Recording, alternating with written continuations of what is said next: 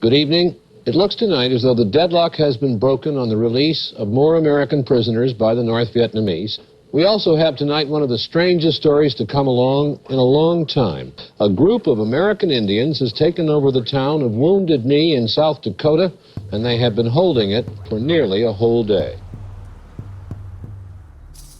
In 1973, I was a rookie reporter on my first assignment, covering an armed Indian uprising at Wounded Knee, South Dakota. Reporter Kevin McKiernan captured the scene when a medic was reported to have been hit during a firefight.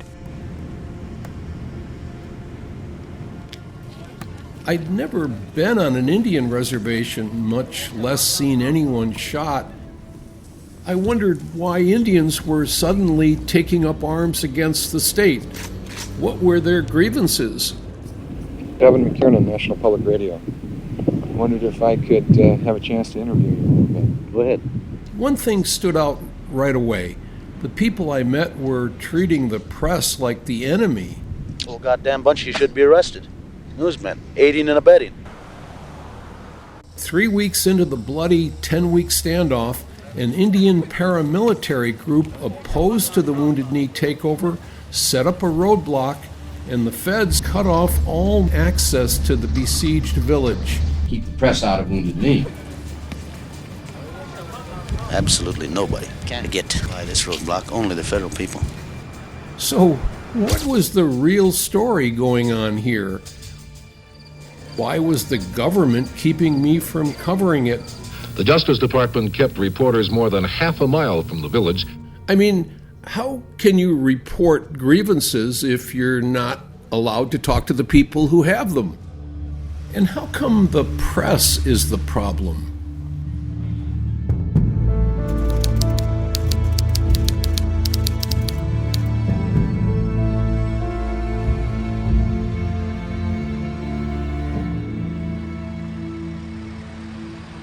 When Wounded Knee burst into the news in 1973, I was in my 20s, trying to make sense out of the string of political assassinations in the country and a war that was tearing up my generation.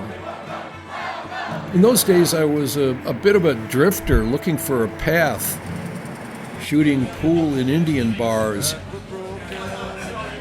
And that's where I learned about the fiery protest underway next door in South Dakota over the killing of an Indian.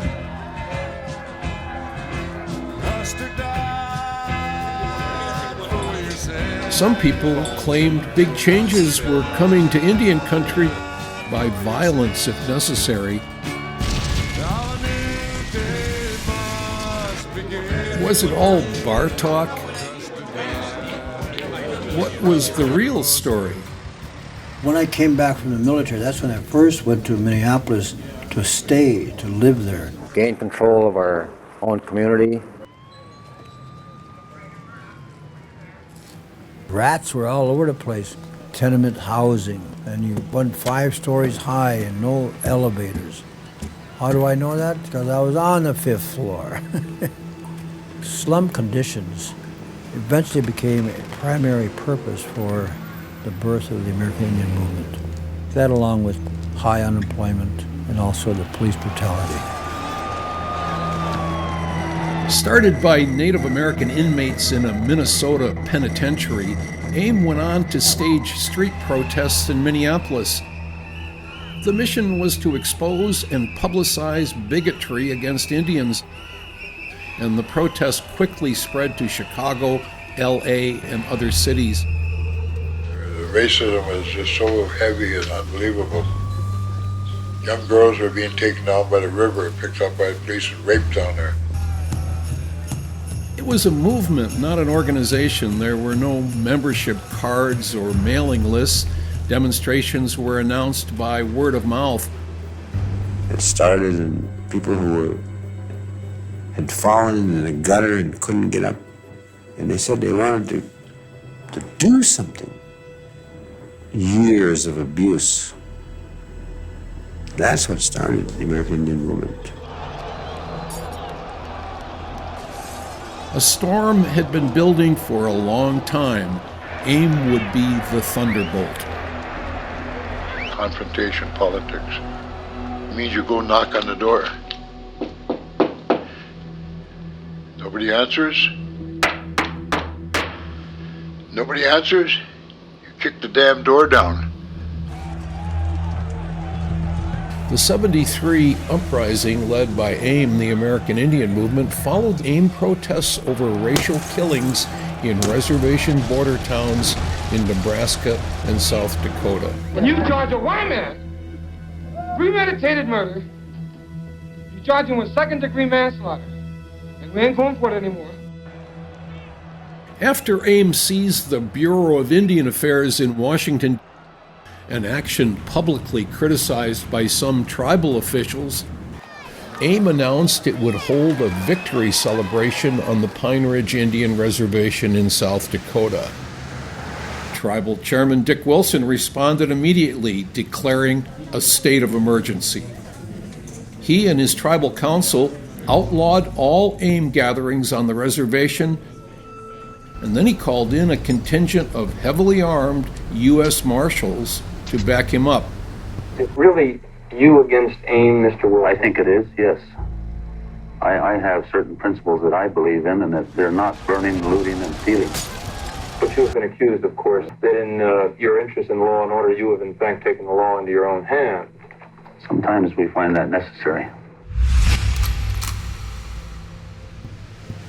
At the time, Chairman Wilson was locked in a struggle with a Lakota group called OSCRO, the Oglala Sioux Civil Rights Organization. I always said in my statements, where is the great, strong men of America today? OSCRO had mounted nonviolent protests accusing Wilson of misuse of tribal funds, the firing of political opponents, and the use of strong-arm tactics by armed supporters who called themselves the Guardians of the Oglala Nation, or simply the Goons. After weeks of nonviolent picketing at Wilson's office, OSCRO tried to impeach him. With U.S. Marshals guarding the entrances to the tribal building and Wilson presiding over the proceedings against him, the impeachment failed. At that point, OSCRO called for help from the American Indian Movement, which was also armed.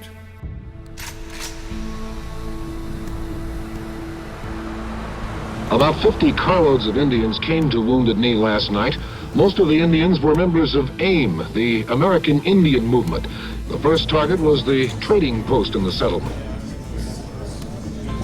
AIM leaders sent word that they wanted promise from the White House to honor all treaties with the Sioux, treaties going back as far as 1868.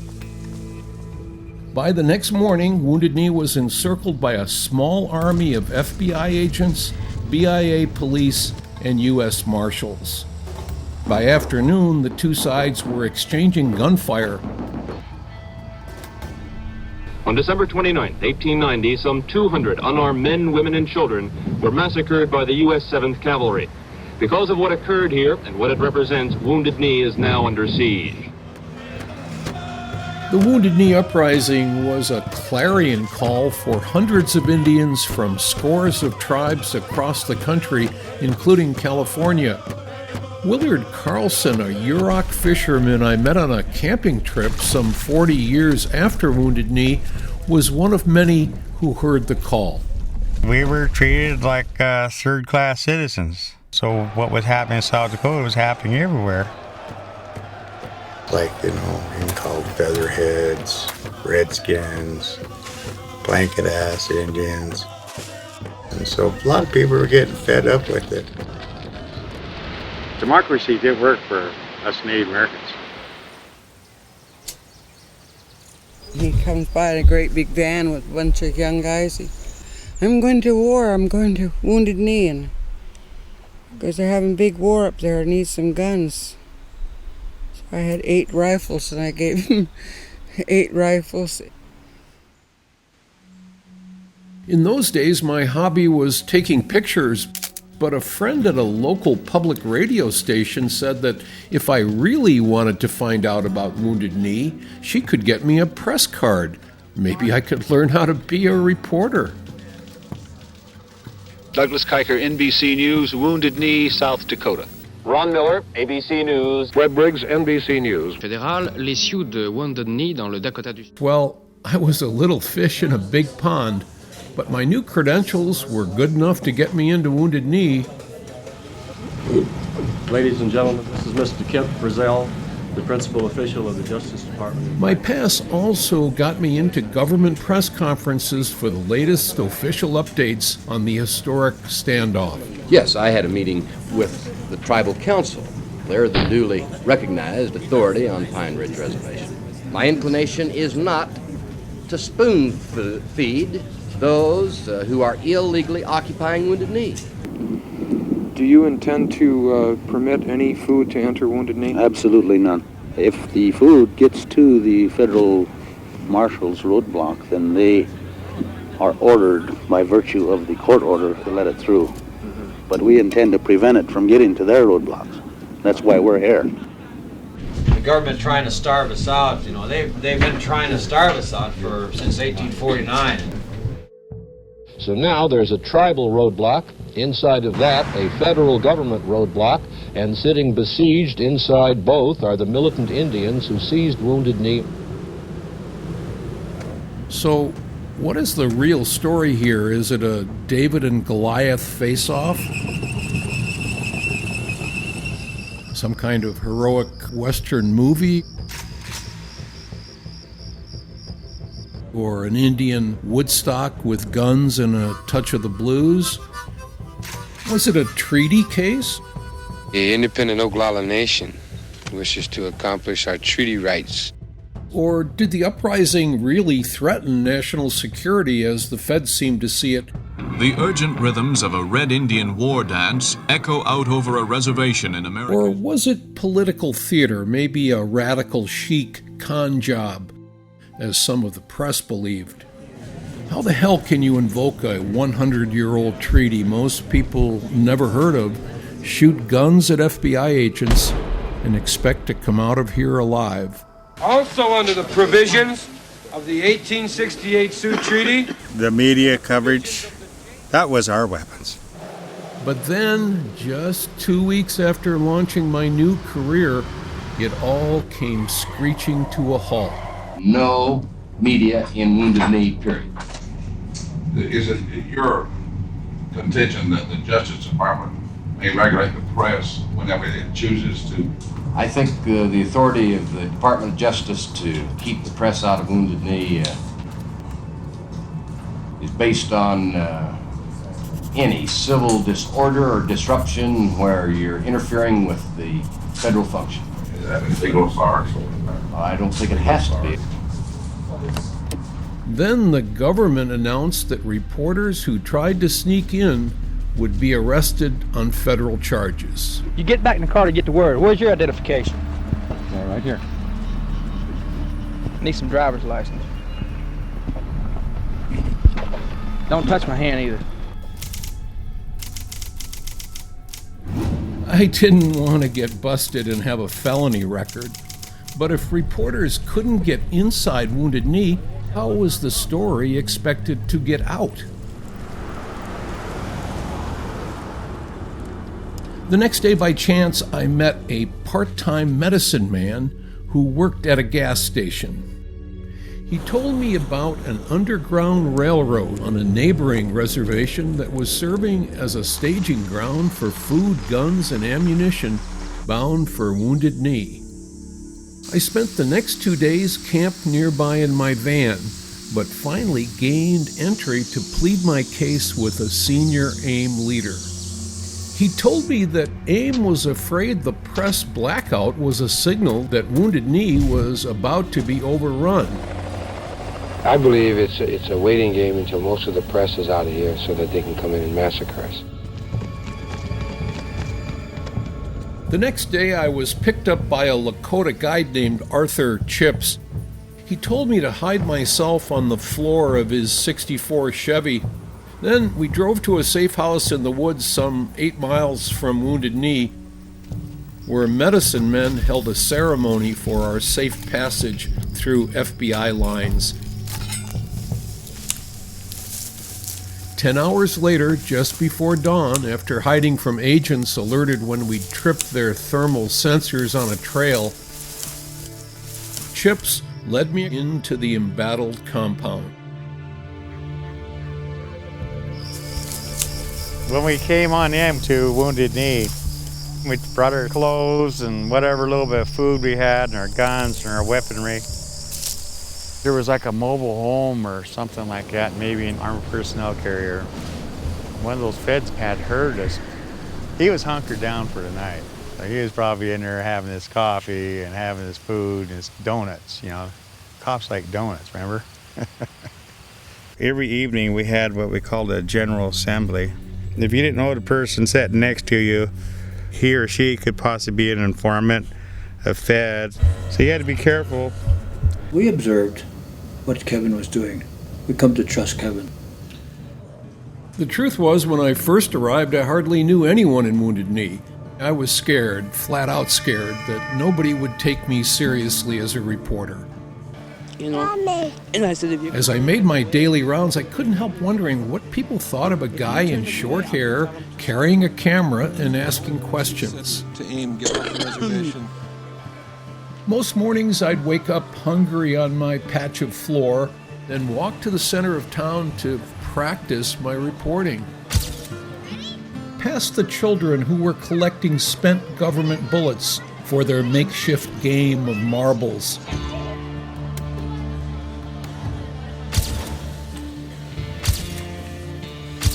Some days I'd visit the guys wounded in firefights with the feds, or the ones who'd had close calls on bunker duty, and one time a kid who'd shot off his own thumb trying to operate a .22 rifle.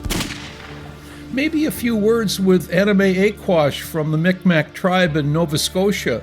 She and her fiancé Nugishik had found a place to sleep on the same floor of the old trailer where I was camped.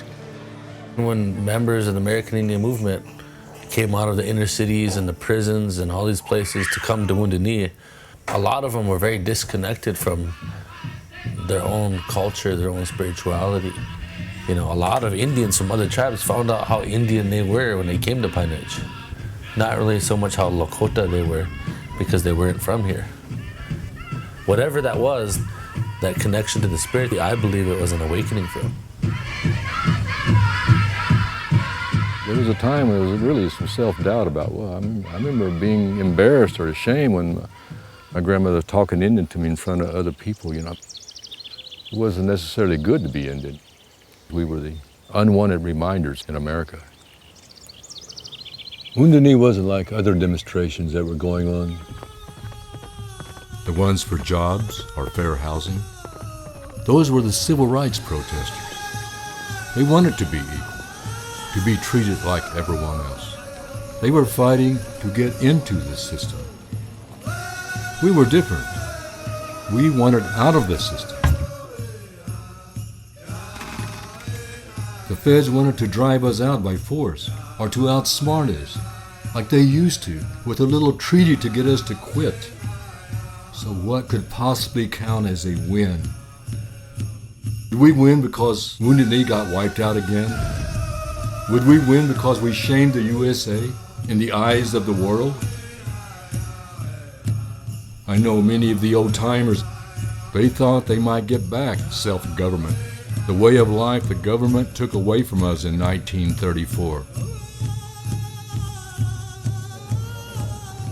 After the press was barred from Wounded Knee, the Indians holding the village agreed to negotiate their demands.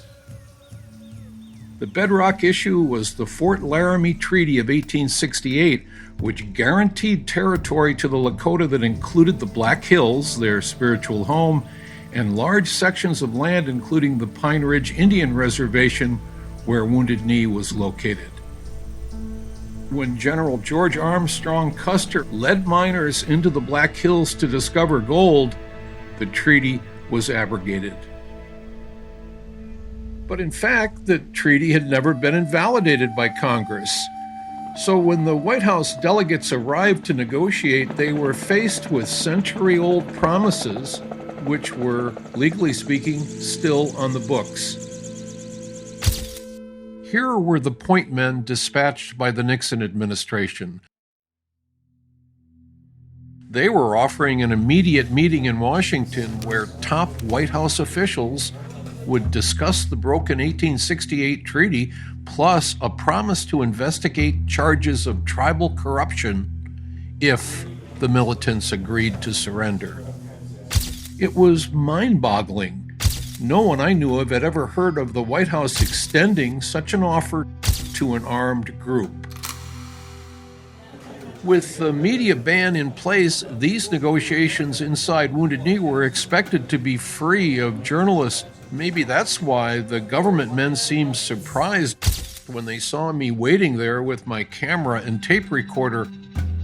Maybe I seemed like an ingrate for accepting their press pass when the roads were open, then sneaking through FBI lines when they weren't. Maybe that was what accounted for the cold stares. Each day, the government negotiators would helicopter into Wounded Knee for talks, then fly back to the tribal headquarters building some 20 miles away, where they'd brief reporters who couldn't be there to cover the talks firsthand.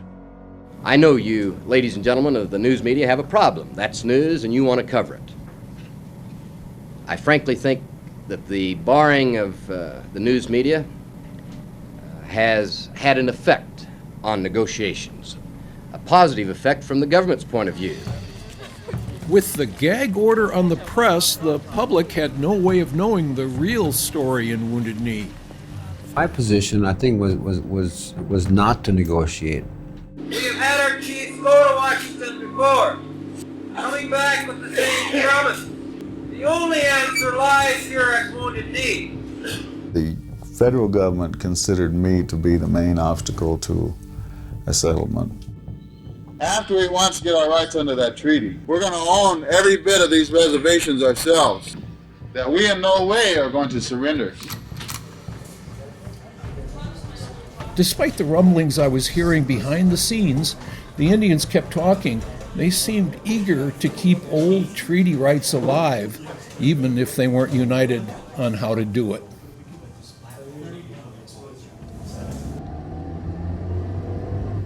In the end, the settlement allowed a Lakota delegation, including Chief Fool's Crow, Medicine Man Leonard Crow Dog, Headsman Tom Badcob, and AIM leader Russell Means to go to Washington, D.C. to meet with White House officials about broken treaties. As soon as the meeting would begin, Means was to call Wounded Knee to begin the stand down of arms. The party smoked the sacred pipe, a sign of peace. After that, the government busted in the press for a 1-hour photo op of the treaty signing. From all appearances, the story was over. The siege of Wounded Knee, South Dakota, ended today. It ended when the band of militant Indians holding the town signed an agreement with government negotiators. It was time to celebrate. The chief White House negotiator got a ride on an Indian pony, and AIM members were treated to a spin in the government helicopter.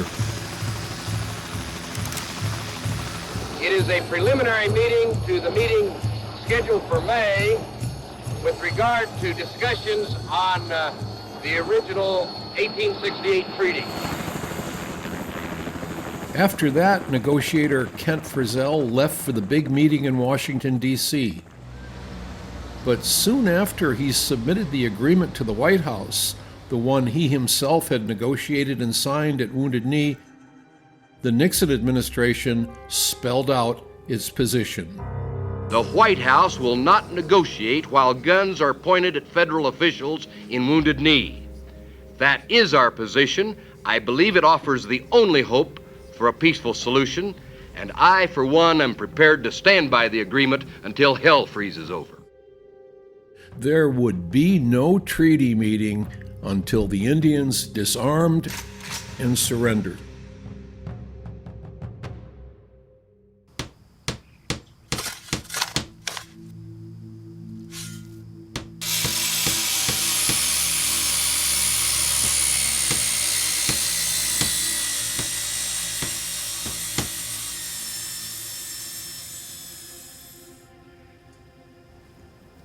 The toughest time for us came after the agreement and Washington fell apart. We had held Wounded Knee for 42 days. After that, the federal bunkers and the armored personnel carriers moved closer to the village. This is an attempt to change their lifestyle to the point where they would like to come out. Fun and games, so far as I'm concerned, are over. Our electricity and water were cut. Firefights increased. Now, more people were getting wounded. I just felt a jolt in the arm. On both sides. An FBI agent firing at a U-Haul van full of armed Indians was shot. A U.S. Marshal was hit and paralyzed. Message from Wounded Knee. There's supposedly a Red Cross worker by the bunker that's been pinned down for the last hour. They don't know if she's been hit or not. Over. She is a medic. She is unarmed. She only has medical supplies with her. Please relieve sniper fire that is aimed upon her. Be advised, you have 10 minutes with one person with the white flag to move that person out of that area. If there's any weapons or any fire, we will fire upon them. Over. Okay, Roger. We're getting a white flag ready now. There'll be one person going down there. We'll run down and check it out. I'm trying to tell all our people around here not to open fire, but some of the people out in the field. Little Bighorn, Little California, hold your fire. Do not open your fire. We have 10 minutes with one man under white flag. If anyone opens fire, this man's dead. Over. Cease fire.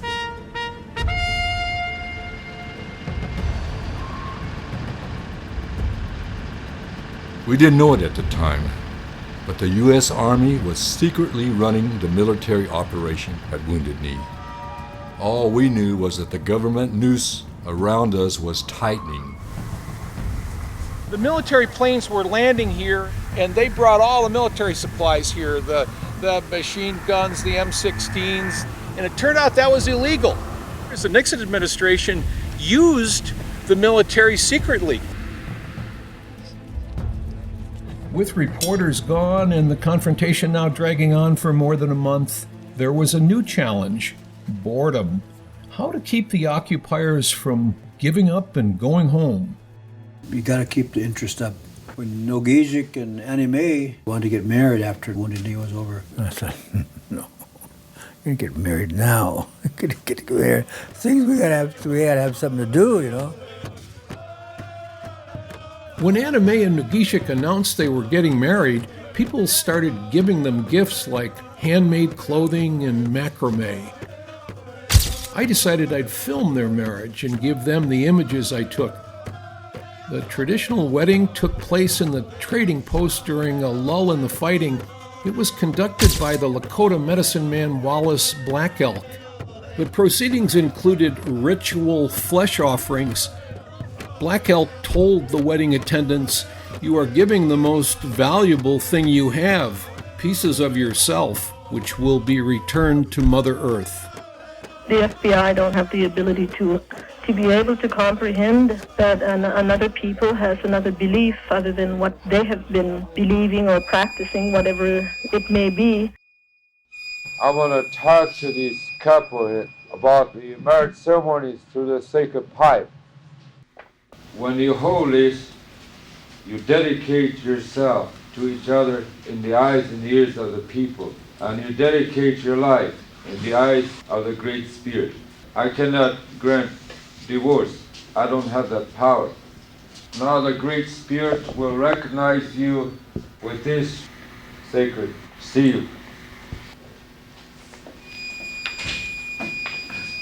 So you will continue to live on forever and forever.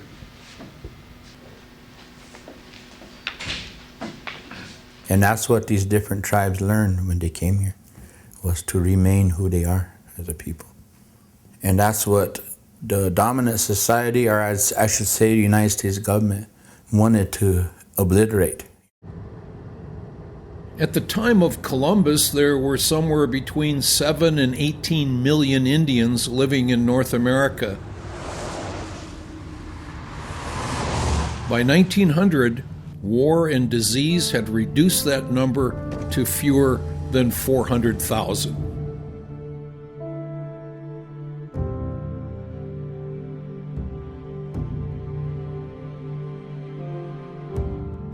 I don't think that anybody could travel much more than 5 or 10 miles in any direction in California without passing shallow graves of Indians that were killed during the gold rush period.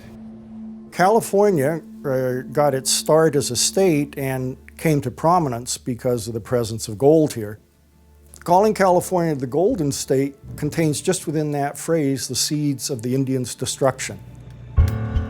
Well, it happened in our area too, right up the river from where my father had a cabin. The river was bloody red from a big fight and massacre there. The Lakota called it the place of the big killing. It was just below the mass grave where everyone said the Bluecoats had dumped the bodies in 1890. The victims were religious refugees. They were running from the 5,000 combat troops the feds sent to stamp out the ghost dance. It's a non-violent, semi-Christian ritual that offered a little hope to people who by this point had little left but their faith. On this exact spot in 1973, Indian medicine men built a low-slung hut called a sweat lodge. They held daily purification ceremonies. That tactic was to strengthen our minds. Had Crow Dog or Black Elk not been there, we probably would have collapsed.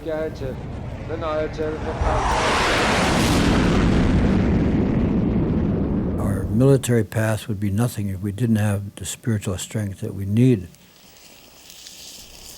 I remember one time when I was in there with several other Indians, huddled around a pit dug in the ground. The rocks had been cooking for hours, and they were red hot. Black Elk sprinkled cedar twigs over them. Then the fireman closed the flap. We couldn't see Black Elk in the dark, but we could hear him pouring water over the fiery rocks. Black Elk prayed for his relatives who had died in the massacre, and for the handful of those 1890 survivors who were still alive on the reservation.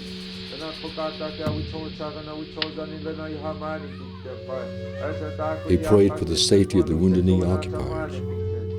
Then he lit the sacred pipe and passed it around the circle. Patakuyaisen, he prayed, all my relations, aho. He said his grandfather had walked through this same spot where we were praying one day after the big killing in 1890. He thought that meant the Indian race was coming to an end, that this was the final solution. He was afraid that our sacred tree of life was dead. But later that day, he had another vision. It was a desperate dream, a vision that the roots of the tree would spring back to life. He said that our standing up in Wounded Knee was a gift from the Great Spirit, maybe a way to save ourselves as a people. And so now, the tree of life was alive. Mitakuyaisen, all my relations, aho. On Easter Sunday morning, the FBI allowed Chief Frank Foolscrow and his translator Matthew King to pass through government roadblocks and to enter the compound. Then Matthew King held up a copy of the Denver Post with a headline about Watergate figure John Dean deciding to aid prosecutors investigating crimes in the White House. "See," he said, laughing, "the government is weakening."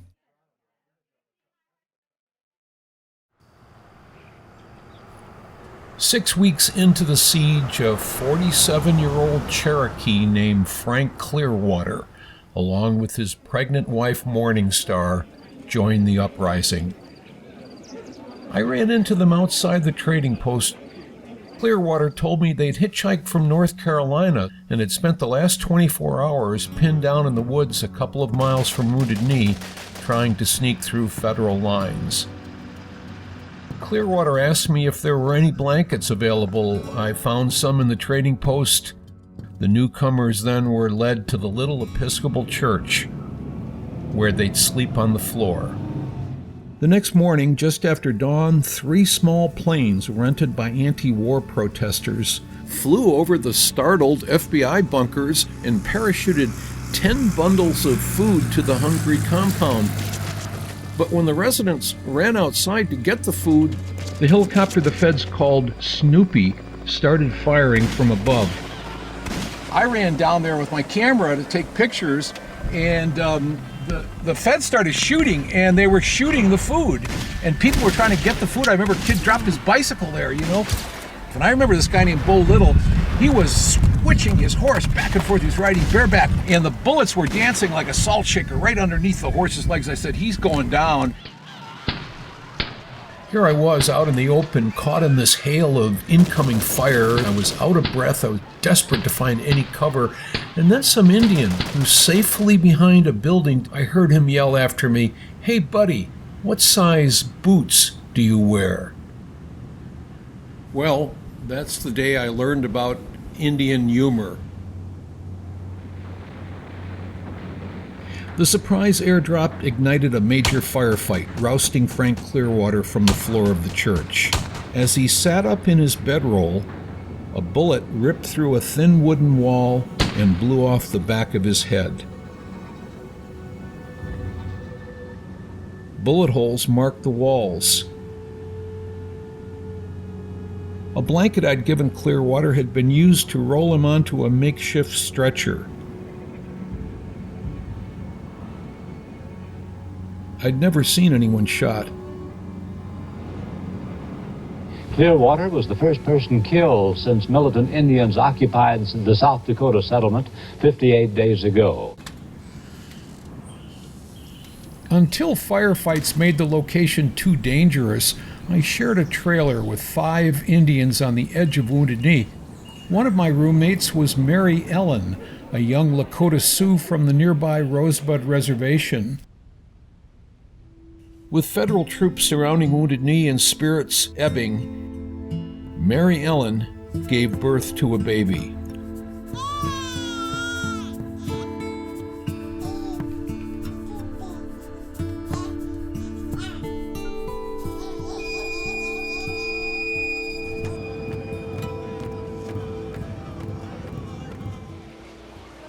We had a minimum amount of ammunition to begin with. We weren't like the government. The government had unlimited supply. I was telling the guys, just 2 rounds at a time, so don't waste anything. What did you think about when you were shooting at a government helicopter? Oh, I loved it. I had an opportunity to fight back against all the injustices that have been done to us since 1492. I was in the bunker. I peeked out a little bit. I don't know where it came from. That bullet flew right by my head. About 1 hour after firing started this morning, 1 man was shot and killed out at the Manderson Road bunker. The dead man was Lawrence Buddy Lamont, an Oglala Lakota. He was shot near the flimsy trailer I'd abandoned just a few days earlier. I'd taken a picture of Anna Mae there, trying to dig a foxhole. He was hit by a sniper, probably somebody with a scope in one of the bunkers up here. He was armed. He had gone as a soldier to Vietnam, and his mother, Agnes, they called her the militant grandmother.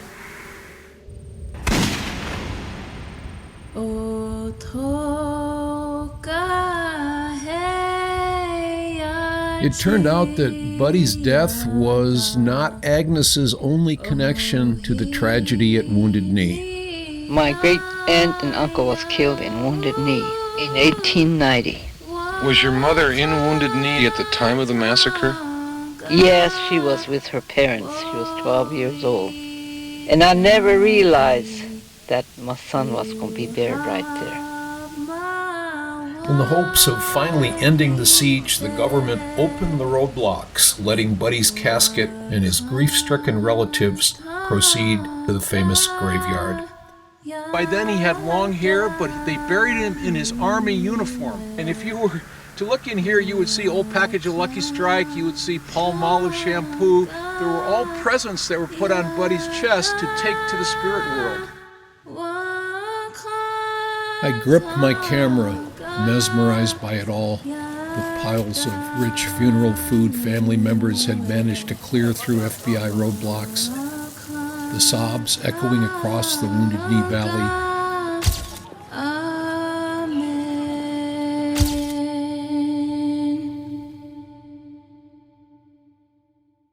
Peace at Wounded Knee. On Wednesday morning, the government will remove its blockade around Wounded Knee, and the Indians in that small community will lay down their weapons. About 150 Indians are still in Wounded Knee. Those who have warrants against them will be taken into custody for grand jury action. The others will be allowed to leave freely. The breakthrough came when a letter arrived from Washington, a letter promising that White House officials will come to Wounded Knee for talks about Indian problems. The night before the surrender, the AIM guys who were facing charges packed up, held brief ceremonies with the medicine man, and hiked out of Wounded Knee, hoping to pick their way through FBI lines. I wrapped my film in plastic, sealed it inside steel cans, and buried it deep in the ground. As I emerged from the village the next morning, Richard Hellstern, the Assistant U.S. Attorney General, personally ordered my arrest. FBI men handcuffed me and took away my cameras and tape recorder. I was charged with interfering with federal agents in the lawful performance of their duties.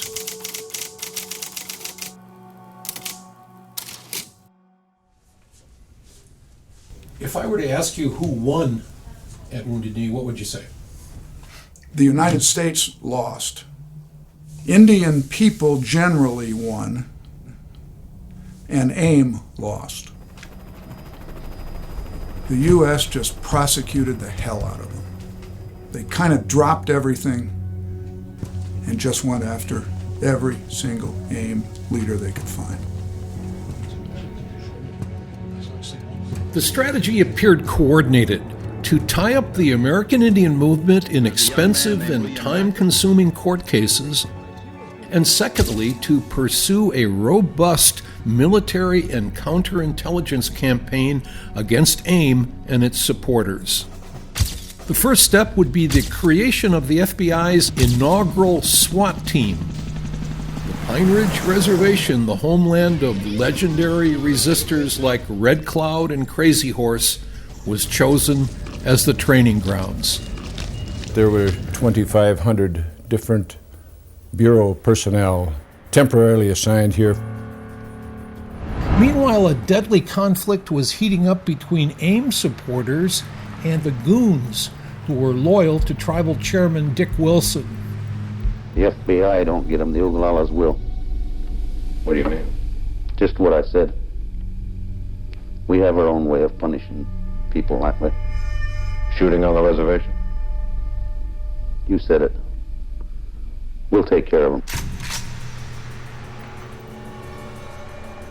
Rumored to be paid with federal poverty funds earmarked for the tribe, and smarting from being sidelined during the highly publicized occupation of Wounded Knee, the goons vowed to restore law and order on the reservation. Semi-automatic, you can make an impact on people by whipping this thing out and smoking off 6 or 9 and putting another clip in real quick, you know. The murder rate was skyrocketing.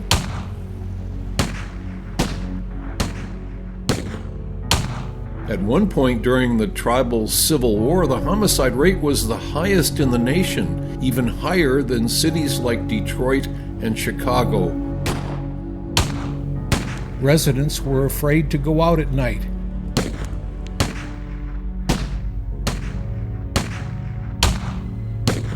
As the Goon Squad caravanned into Wanblee about mid-morning that Saturday, the group unloaded high-powered rifles, bulletproof vests, boxes of ammunition, and bottles of whiskey. Before the day was out, DeSursa would be dead. Many of the victims were AIM supporters, including Byron DeSursa, a young Oglala who was shot to death at the wheel of his car when he was driving in broad daylight. Byron started screaming, and I'm hit. It just same as tore his leg off. Did you tell the FBI the names of the people who had killed Byron? Yeah, we told them who they were and where they was at, which car it was. In the house? Mm-hmm. What did the FBI do at that point? They got in the car and left. Left town? Yeah. The FBI and the Goon Squad worked together pretty much. Well, the Goon Squad was a vigilante group. Are you saying that the FBI was operating with a vigilante group? In that instance, yes. What would the benefit be for the FBI to work with the Goon Squad? Because they were against AIM. I'm not aware of any alignment that we made with a vigilante group. Again, our utmost desire was to keep the peace. If our agents are alleged to have violated the law, then they can be held like any citizen to account for themselves. Did the FBI like you? I got along good with them. Yeah, they probably thought I was a funny guy, you know. When they came to your house and they saw all those weapons, did they give you anything besides the intelligence, that is, information about AIM? Well, I know they, one time they gave me some armor-piercing .357 Magnum ammo. I don't get them anymore. They only go to law enforcement people. Why would the FBI give you armor-piercing rounds? Probably so that, I had enough weapon, enough ammo to do a job. Against AIM? That was who was having war with, On the 25th of June, 1975, I drove to the reservation to interview Dennis Banks on a sprawling ranch owned by the Jumping Bull family. There was an AIM encampment elsewhere on the ranch, but I didn't have time to visit. That evening, a big thunderstorm blew through, and the Jumping Bulls invited me to stay overnight. Then I left to cover a court trial in the Black Hills. But within an hour, there came breaking news on the car radio. A shootout was underway at the Jumping Bulls. I raced back to the scene. I'm at the BIA roadblock. I can see the house. It's surrounded by the FBI. Now we can hear the fire. The BIA agents are going behind their trucks. The only vehicle outside of 3 BIA police cars is mine. I'm behind that at the moment. Here they go again. The BIA has told me I better move back. At this rate, there's surely going to be some blood spilled here. 2 FBI agents and 1 American Indian Movement member were killed in the shootout. I might have been at risk myself that day. I'd slept in this house the night before, and my bed frame had been hit by an FBI bullet. I was starting to wonder, had I gotten too close to the story? Could I continue to expect this kind of access and still be objective?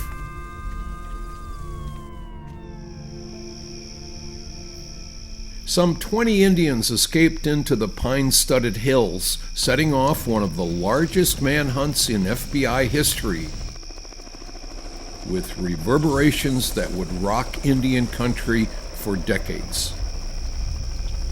The FBI is a kind of a family affair, and it was losing 2 family members.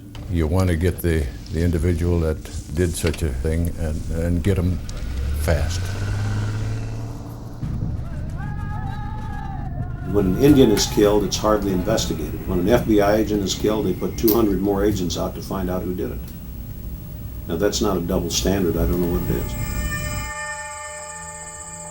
2 months after the shootout at Oglala, with a nationwide FBI manhunt in high gear, I ran into my old Wounded Knee roommate Anna May at a powwow in Minneapolis. I hadn't seen her in 2 years, but when I called out NMA, she corrected me. "My name is Joanna now," she said, backing away. So what was she trying to tell me at the powwow?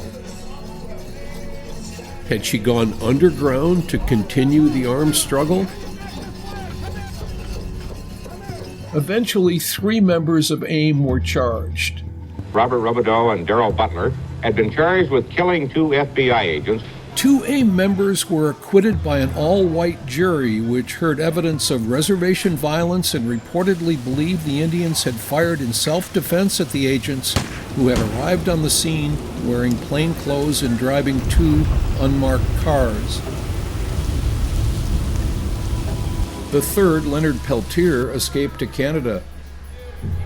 In 1977, he was arrested and extradited to the United States based on sworn affidavits FBI agents prepared for a woman named Myrtle Pourbaix to sign. The explosive affidavits claimed Pourbaix was Peltier's girlfriend and had personally witnessed the killings. I was supposed to tell the court that Leonard confessed to me and said he killed FBI agents. Later at the Peltier murder trial, Pourbaix tried to recant the affidavits. She said she'd never even met Peltier, but was coerced into signing the false affidavits. Dave Price is the one that really gave me a hard time.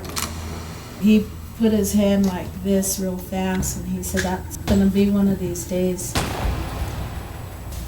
You know, the way they talked, they had the law was in their hand. You know, they could do anything. But the judge ruled her incompetent and prevented the jury from hearing her testimony. Amnesty International and more than 50 members of Congress criticized the proceedings and called for a new trial. But Peltier was convicted in the deaths of the agents and sentenced to life in federal prison. Later, a U.S. appeals court, the second highest court in the country, upheld the verdict but severely reprimanded government prosecutors. One justice suggested FBI agents had falsified the Myrtle Pourbaix affidavits. And if they're willing to do that, he said, they must be willing to fabricate other evidence. Later, the court's Chief Justice, Gerald Haney, went one step further, making an unsuccessful appeal to then-President Bill Clinton to free Peltier from prison. Justice Haney blamed both the government and the Indians for the 3 deaths at Oglala. He declared that the tragic shootout might have been prevented altogether if authorities had put their military power aside at Wounded Knee and listened to the legitimate grievances of the Indians. Later at a public forum, I tried to get David Price, the agent who'd helped prepare the false affidavits, to take responsibility. I had a question for Agent Price, if I could. The Chief Judge talked about your witness, Myrtle Pourbaix, whose false testimony, it turned out, was used to extradite Leonard Peltier from Canada, and said it was an example of government misconduct, and laid blame on both sides. I don't know how to begin this, so I'll try to begin. Didn't Myrtle Pourbaix say that? Hold it. I know what you're going off on it. You want to go into a little hole, which can be answered, has been answered in court many times, and I quit paying attention to it. Well, she claimed that Peltier confessed the murder to her. Is that correct? Not quite. Was the court wrong in blaming the FBI as well as AIM for those years? Yes. That the FBI's hands were clean? Yes. One of the FBI's most potent weapons against the American Indian movement was the use of informers. One informer even managed to penetrate the top levels of AIM leadership, becoming head of security for the movement and the personal bodyguard of AIM co-founder Dennis Banks. For approximately 2 years, I was a paid FBI operative operating in the American Indian movement at the highest levels. This was the era of COINTELPRO, the illegal FBI program in the 1960s and 70s designed to infiltrate and discredit anti-war and civil rights movements, including the use of secret tapes to blackmail Martin Luther King Jr. Today, some former FBI agents are finally willing to talk about COINTELPRO. This is a picture of me back in 1973. Would get relaxed at times. And After the discovery that AIM leader Dennis Banks's chief of security was in fact an FBI operative, Doug Durham. There was a great deal of paranoia in the American Indian movement, which I take it was one of the objectives of COINTELPRO. That certainly would be one of the objectives, yes. So I'm being a little coy with you here. Sure, I know you are. I know you are. I mean, in other words, it wasn't an accidental objective. I mean, it was not accidental, no. I mean, the FBI intended to make people paranoid. That was certainly a way to cause disruption and dissension and disorganization, and certainly was talked about as one of the goals of what we were trying to do. In the 1970s, the United States government is trying to develop agent provocateurs. It's trying to develop people that will betray other people. The question is, what do you do with that agent provocateur, much less an informant? And I think you see Native people who are taking them to task and doing away with them guys.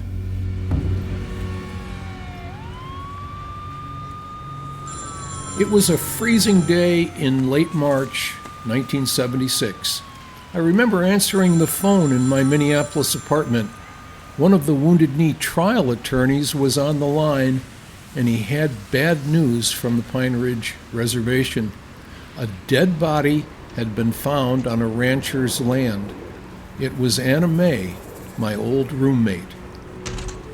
She was a very gentle, very dedicated woman, very dedicated to the cause of the American Indian movement. She was also a very good teacher, a very kind person. When I went to South Dakota to investigate Anna May's death, the official story didn't add up. The FBI pathologist told me she'd simply frozen to death.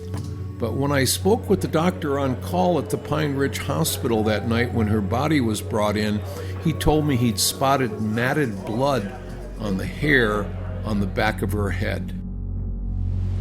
The rancher took me out to the spot where he'd found her body and showed me the blood stains. The FBI buried her as a Jane Doe in a pauper's grave after first cutting off her hands and sending them to Washington for analysis, a practice historically reserved for high-profile targets. Somehow, that didn't sound routine to me. You will continue to live on forever and forever. Anna May's Nova Scotia family hired a private pathologist. The new pathologist told me he'd found a bullet in the back of her head. In the last few months of her life, just after informer Doug Durham's cover was blown, Anna May had been involved in an intimate relationship with AIM leader Dennis Banks. The members of the movement basically thought, oh, here we go again. This is the Doug Durham story all over again. Here we have a potential FBI informer who has gotten, to the very senior level of both the movement and of proximity to Banks. Everyone was being accused of being an informant. You were an informant. I was an informant. These guys were informant. Everyone was suspicious. Oh, I remember all that talk about weak people selling out their Indian history for government money or favors. Anna May wasn't an informer, not in my book.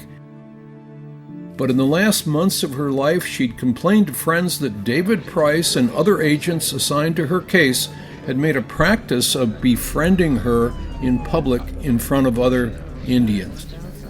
The FBI always pulling up at gatherings, motion her over to the car, or go up to her, just a little seed of mistrust. Snitch jacket is the term that's been referred to. Anna Mae Aquash was probably the clearest victim of the FBI's COINTEL program. COINTELPRO's aim was to sow dissent inside the movement.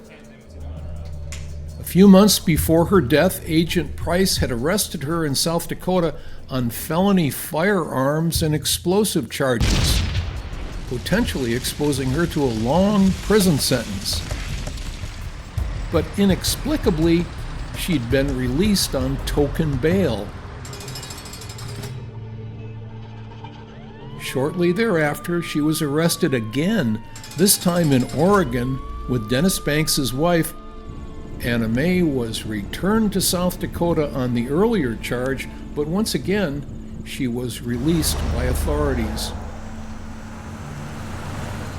Anna Mae's last letter to her family spoke of her fear.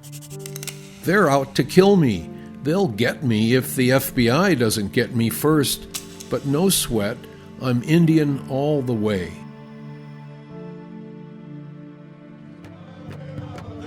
Despite the initial controversy surrounding government conduct in Anna Mae's case, rumors began to circulate over the next few years that it was someone in the Indian community who killed her. Then in 1999, almost a quarter century after her death, AIM leader Russell Means called a press conference and dropped a bombshell. Leadership of the American Indian movement at that time was well aware of what happened to Anna Mae. Means' statement suggested that at least one leader of the movement was involved in Anna Mae's killing, but he did not name names. But after that stunning accusation, a full 5 years would pass. Then in 2003, 2 low-level members of AIM were charged and eventually convicted in her murder. So why would it take more than 2 decades for any arrest to be made in the case? It's possible that the long delay between the murder and the prosecution was in order to protect high-level informers within AIM.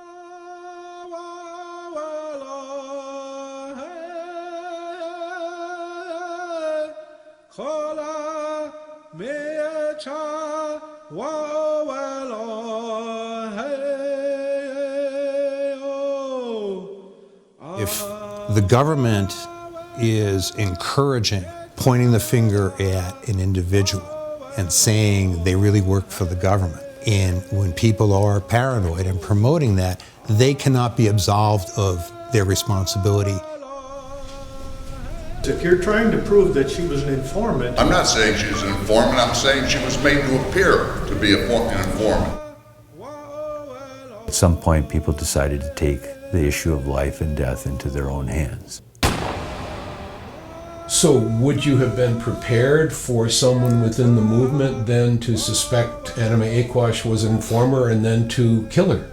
Certainly is one of the possible outcomes that the dissension would grow to the point that there was violence between the people there. Somebody would kill an informer.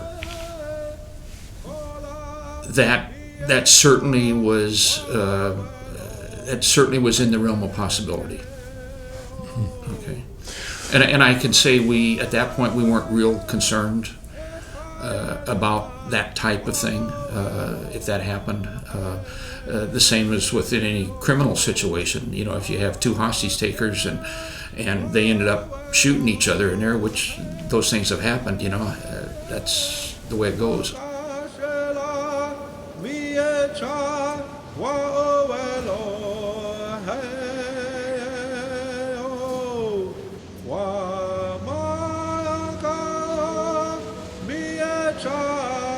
It wasn't supposed to end like this.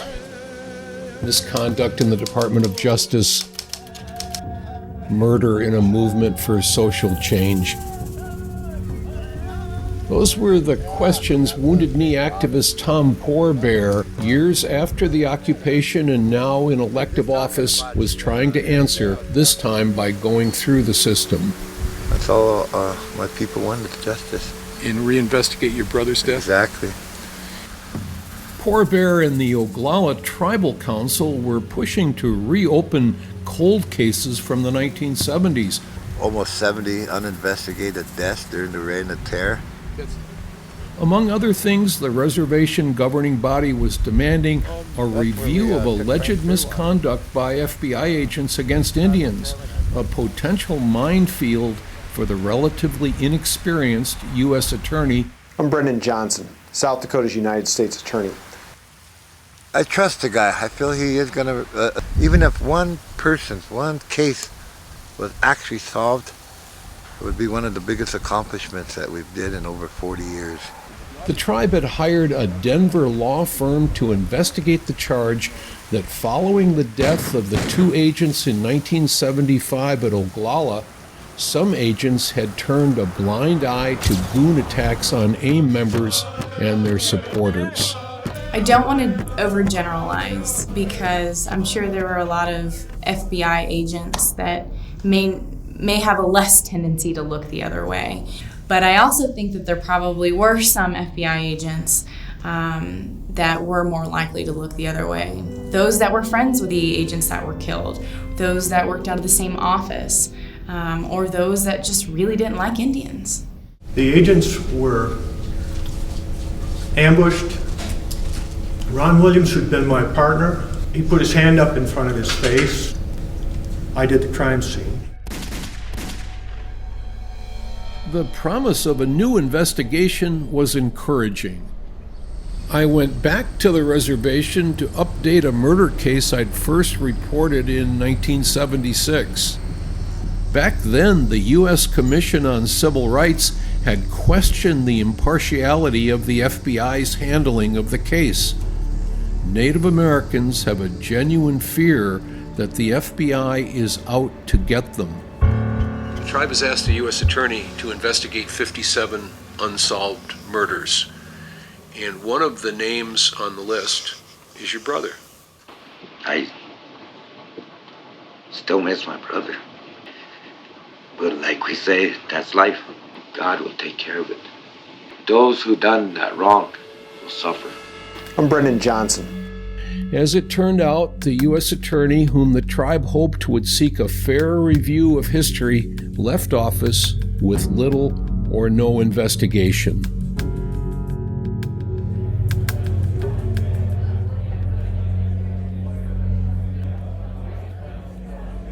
With the 40th anniversary of the Wounded Knee takeover approaching, activists, FBI agents, prosecutors, and journalists came together to debate the legacy of the controversial occupation. A noted speaker at the conference was Joseph Trimbach, an FBI supervisor during the siege. Trimbach had just self-published a 600-page book characterizing the leaders of the American Indian movement as gangsters.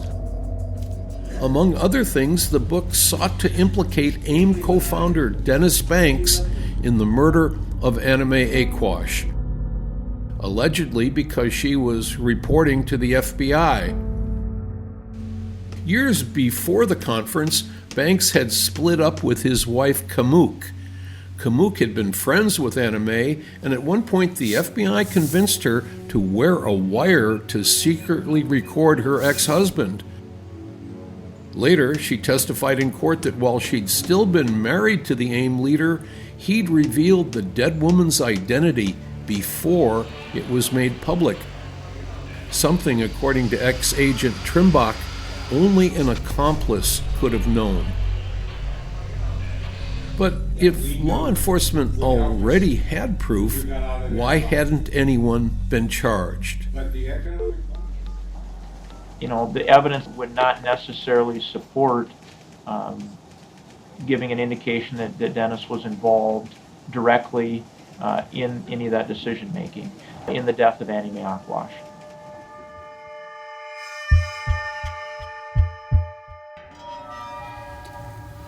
There's been talk of people who may be have been killed at Wounded Knee. There's been may have been, yeah.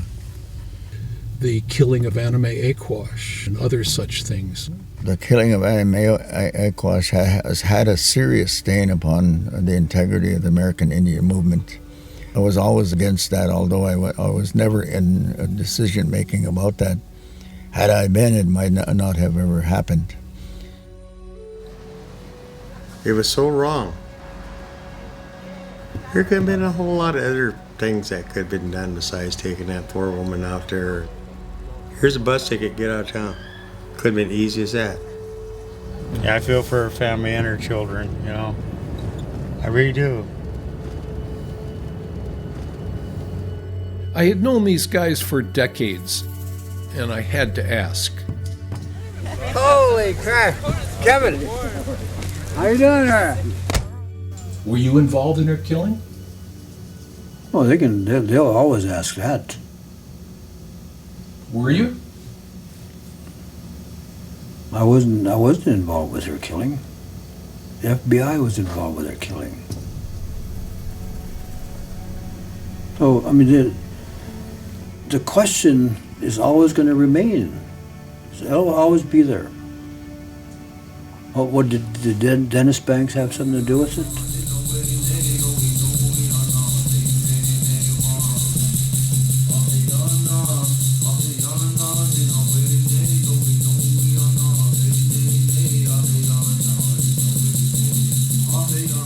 For thousands of Indian people, Dennis Banks had changed the world.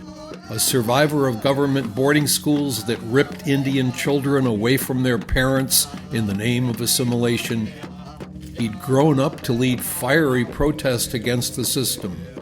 Dennis Banks was the only AIM leader to stay until the bitter end of the 71-day occupation at Wounded Knee.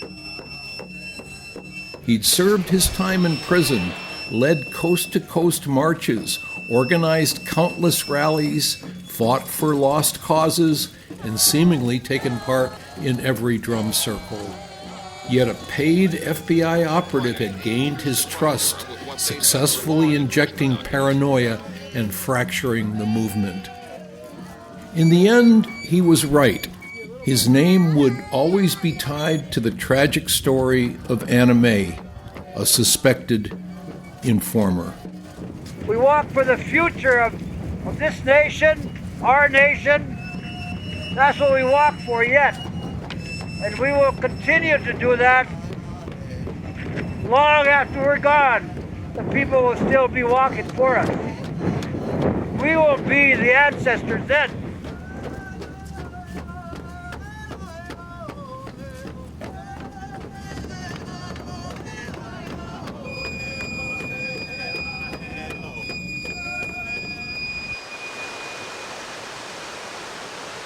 Wounded Knee 73 created a movement of people, whether they were connected to the American Indian movement or ever even at Wounded Knee, whether they went off and created an art school in Santa Fe or to raise buffalo. In 1973, Mark Tilson was a young volunteer working with his father, civil rights attorney Ken, and his mother Rachel, defending Indians arrested at Wounded Knee. After the occupation, he co-founded the Black Hills Alliance to stop uranium mining from polluting the tribe's water supply, and also co-founded Kili, the first 100,000-watt native radio station in North America with programming in both English and Lakota. Years later, Mark and Carleen Hunter, a respected Lakota leader, founded Native American Foods, offering needed jobs on the impoverished reservation. Wounded Knee was probably the most dramatic event of modern Indian history. The Indian Self-Determination Act was passed right afterwards. The Indian Religious Freedom Act was passed right afterwards. The Indian Child Welfare Act, an extraordinary piece of legislation, was passed afterwards. And in 1979, you got the Supreme Court ruling on the fishing case. Wounded Knee galvanized public opinion. Wounded Knee was one of the most significant events in modern times.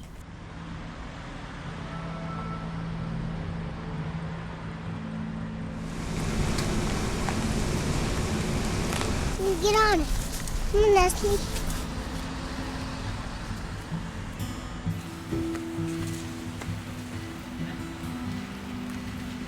Almost half a century after Wounded Knee, and despite the unprecedented acts of Congress, someone might be tempted to ask, has anything really changed?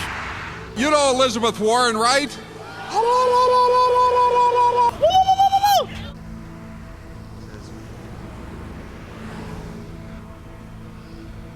They're bringing drugs, they're bringing crime, they're rapists. Pressure continues to mount on the Washington Redskins to change their name. How come they don't have a team called the Fighting Honkies or something like that? The soldiers were wild-eyed with whiskey and revenge. In order to cover it up, the Army issued 19 Medal of Honor. Highest number of Medals of Honor given out for any battle in U.S. history. Despite decades of petitioning by the Lakota and other tribes, the Pentagon still refuses to condemn the mass killing of non-combatants at Wounded Knee in 1890, while rejecting ongoing Native appeals to rescind the medals. The science of epigenetics has shown that if we're visited with a severe trauma in one generation, our genetic material will change just enough that trauma passes on to our next generation, and they will suffer the same way that the original generation suffers at the time of the hurt, the trauma. Forgiveness is a very hard word sometimes, you know. How can you really forgive?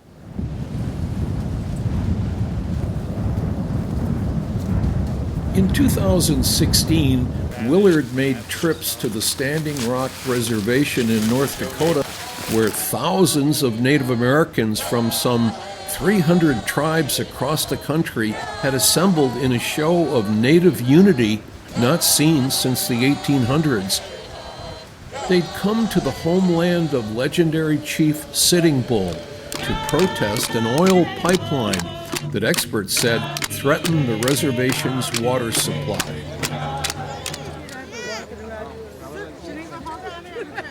I think that this movement's a lot different than Wounded Knee.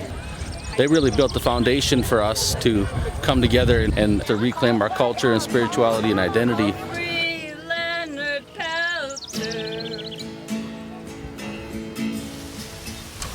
We don't use these anymore. We use paper bullets, and we got to think up here and be smart. Native American, you can hold your heads up high. See, with my generation, we're so proud of who we are, you know? Something that I know my mom didn't have, I know my grandpa and my grandma didn't have. That whole system that told us that it wasn't okay to be Indian, and people like Willard, they said, that's BS. Here he comes again. So maybe this smoke can even help him in his decision making in his life, whoever's in that helicopter. May the Creator go ahead and forgive them. Indian people have to be the leaders in this movement because, you know, we are the original environmentalists. We went out there to pray and to ask them to remove that barricade so that we could get up to where they're desecrating burial grounds. I've seen those pictures of people being knocked over by the fire hoses during the Civil Rights Movement. I saw that exact same thing happen. Sicking dogs on people. They would kill us if they could.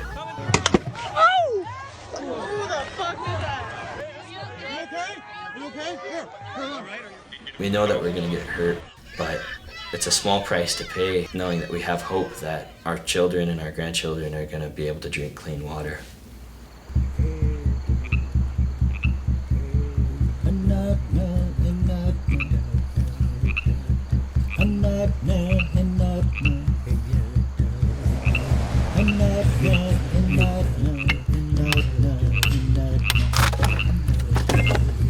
When I met Willard nearly 40 years after Wounded Knee, he was busy planting seeds from the '73 uprising. We're building this traditional village here. We lived in plank houses. The purpose of having this village is coming home. Coming home to take care of the lands of your people. Going to Wounded Knee was part of belonging to something. Even though it was in Lakota land, we came back here to make our stand here at Opah. 1995, we became a federally recognized tribe. Like many others at Wounded Knee, he'd wrestled with a problem. Why go back to the past to get to the future? To an outsider, especially a reporter, it was certainly a contradiction. And then it was clear. The path was tradition. This is the dance house for brush dance. Historically, if there was a sick child, people would gather around the house. They would take off the top planks and have the dance inside. Whatever your bruises, you work toward becoming what you've always been. Vince, you're doing a good job. Sweet. So to go forward, you need to go back to see where you've come from. The elders at Wounded Knee were keepers of a nearly smothered flame. Their secret for healing old wounds was to get in touch with a spirit that had been lost. A lot of progress was made because people actually stood up and said, we're not going to get back down. And it didn't end with Wounded Knee. Willard, like the many who'd scattered to the four directions after Wounded Knee, had taken home the medicine of survival. Willard is going to build this place once again forever.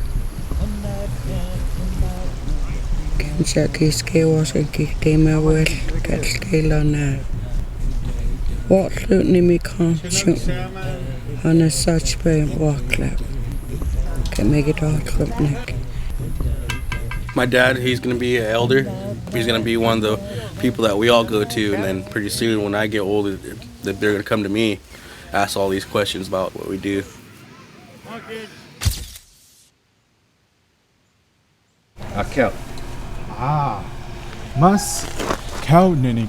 There was a time when people feared speaking Yurok, and they grew up not passing the language on to their children, and that generation maybe was ashamed that they couldn't speak Yurok.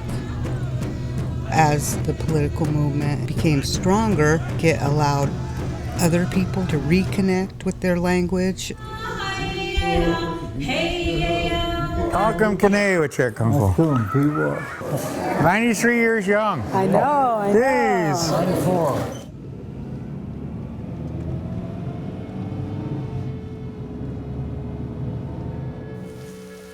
How much for a medicine pouch? First time here? No. I've been here a bunch of times.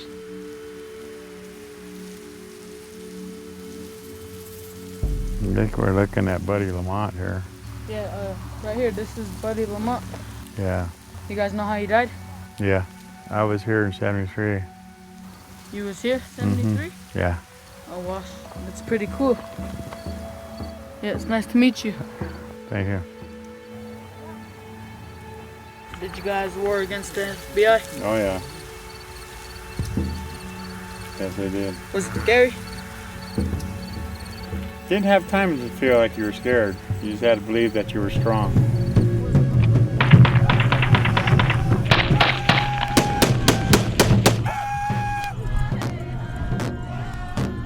It's a beautiful day. Today, Lakota people declared the independent Oglala Nation. A lot of us wouldn't be here if there wasn't a Wounded Knee. Well, if there hadn't been a Wounded Knee, I wouldn't have found out that objectivity in the news is a myth, that some truths can't be seen from a distance, and that the reporter's only guide is fairness. I wouldn't have witnessed a people as they drew a line in the sand, a people who finally said no to the cards they'd been dealt. After that, I went home with a new compass to my own tribe. Some 40 years later, I returned to a messy history, a fate few revolutions escape. Not everything got sorted out the way it might have. Investigations continue. People still cry out for justice. That's all my people wanted, justice.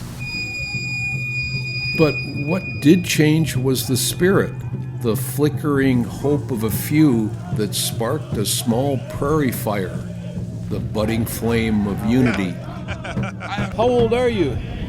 93. I'm the oldest for the AIM people. All along it had been about pride. Maybe that's the light that will finally squeeze out the darkness. 2 jets came over Ellsworth Air Force Base. They wanted to show their power that they thought they had. But we had the power. We had the power here.